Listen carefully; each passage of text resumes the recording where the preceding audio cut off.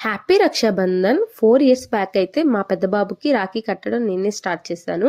అప్పటి నుంచి పెద్ద బాబుకి చిన్న బాబుకి ఇద్దరికి నేనే రాఖీ కట్టేస్తాను. నాకైతే పాపలు లేరు, మా సిస్టర్ కూడా పాపలు లేరు. ఇప్పుడు మా సిస్టర్కి ఒక పాప ఉంది, తనకి 1.5 ఇయర్. ఇప్పుడు రాఖీ కట్టించుకోవడానికి వెళ్ళాలండి. ఫస్ట్ రాఖీ అవుతుంది మా బాబులు ఇద్దరికి.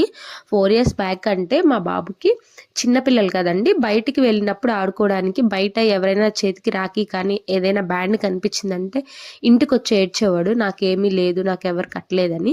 అందుకని వాళ్ళు అలా ఫీల్ అవుతారని చెప్పి ఫస్ట్ రాఖీ నేనే కట్టడం స్టార్ట్ చేశాను.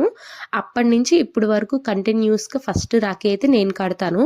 బయట వాళ్ళైనా ఫ్రెండ్స్ ఎవరైనా తర్వాత కడతారండి, ఫస్ట్ అయితే నేనే కట్టేస్తాను పిల్లలిద్దరికి. ఇలాగైతే అలవాటైపోయింది. అంతకన్నా మంచిదే ఉంటుందండి మదర్ కన్నా. రక్షాబంధన్ అంటే రక్షగా కవచం కట్టేదే రక్షాబంధన్ అంటారండి. ఎవరైతే ఏముంది, చెల్లైతే ఏముంది, అక్క అయితే ఉంది, మదర్ అయితే ఏముంది, వాళ్ళు బాగుండడం కోరుకోవడమే కావాల్సింది. అందుకని ఫస్ట్ అయితే నేనే కట్టేస్తాను. ఇక్కడ కట్టేసి రాఖీ అయిపోయిందండి. ఇక మా సిస్టర్ వాళ్ళ పాప దగ్గరికి వెళ్తాము.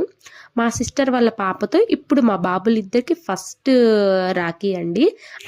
చెల్లి దగ్గరికి అయితే వచ్చేసాము. ఇక చెల్లి వాళ్ళ పాపతో పిల్లలకైతే రాఖీ అయితే కట్టించేసాను ఇద్దరికి.